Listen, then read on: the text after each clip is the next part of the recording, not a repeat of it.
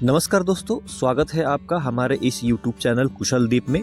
दोस्तों, ये कहानी है एक भक्त की जो कई कठिनाइयों के बावजूद भक्ति के आधार पर अपने जीवन की नैया पार लगाता है। उसके जीवन में कौन सी कठिनाइयाँ आती है और किस तरह भक्ति के आधार पर अपने जीवन की नैया पार लगाता है, आइए आगे सुनते हैं। और दोस्तों, इस चैनल पे यदि पहली बार आए हो या अभी तक इस चैनल को सब्सक्राइब नहीं किए हो तो कृपया सब्सक्राइब कर लीजिए और बेल आइकन को प्रेस करके ऑल पे जरूर सिलेक्ट कर लेना, क्योंकि इस चैनल पे मैं ऐसे ही धार्मिक कहानियाँ, प्रेरणादायक कहानियाँ और कुछ मजेदार कहानियाँ इस चैनल पे मैं लाते रहता हूँ। तो चलिए कहानी को शुरू करते हैं।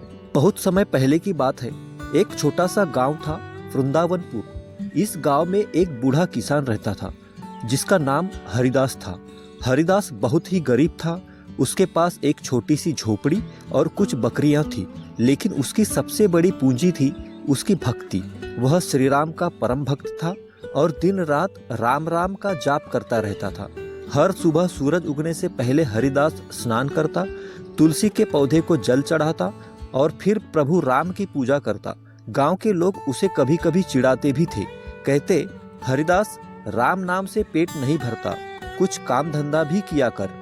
पर हरिदास मुस्कुराता और कहता, राम नाम ही सबसे बड़ा काम है। एक बार गांव में भयंकर सूखा पड़ गया।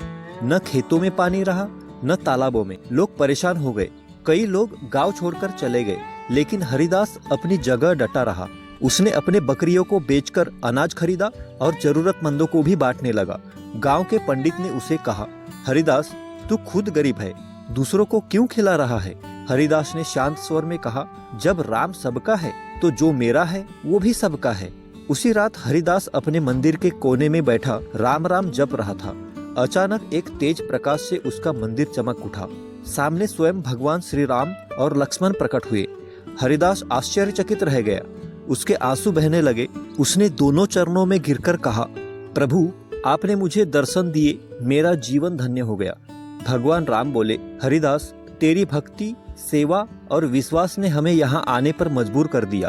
बोल, क्या वरदान चाहता है?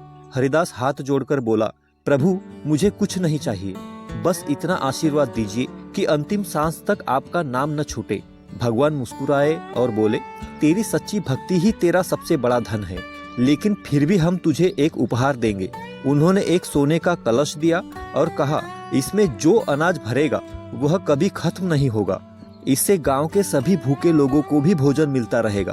प्रभु अंतर्धान हो गए। सुबह जब गांव वालों ने ये सुना तो सब हैरान रह गए।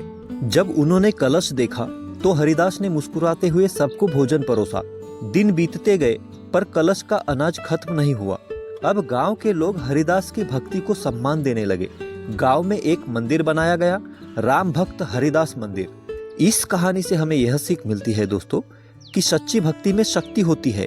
जब मन से निस्वार्थ भाव से ईश्वर को पुकारा जाता है तो वह स्वयं अपने भक्त की रक्षा करता है। सेवा, करुणा और विश्वास, यही भक्ति के 3 मूल स्तंभ है।